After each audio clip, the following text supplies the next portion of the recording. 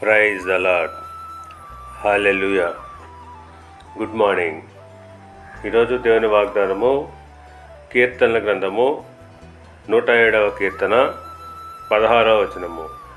ఏలయనగా ఆయన ఇత్తడి తలుపులను పగలగొట్టి ఉన్నాడు, ఇనుప గడియలను విరగగొట్టి ఉన్నాడు. ఆమేన్. క్రీస్తునందు ప్రియులారా, దేవుడు అద్భుత ఆశ్చర్య కార్యములు చేయ శక్తి కలిగిన వాడు. ఆయన ఇత్తడి తలుపులను ఇనుప గడియలను విరగగొట్టి ఉన్నానని వాగ్దానం చేయుచున్నాడు.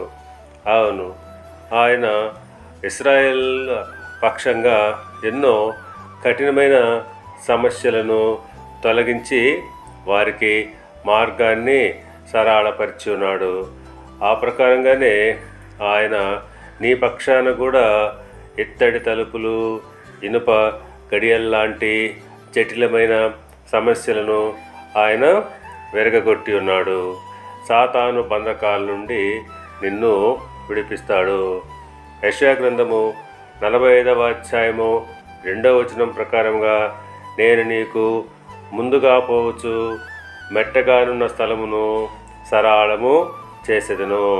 అవును, ఆయన మనకు ముందుగా నడుచును. మనకు ఎదురయ్యే ప్రతి కఠినమైన సమస్య నుంచి ఆయన మనల్ని విడిపిస్తాడు, మనకు మార్గాన్ని సరళపరుస్తాడు. అందుని బట్టి మనం ఆయన్ను స్తుతించాలి. దేవుడు మిమ్మల్ని దీవించి ఆశీర్వదించి వర్ధిల్ల చేయనుగాక. ఆమేన్.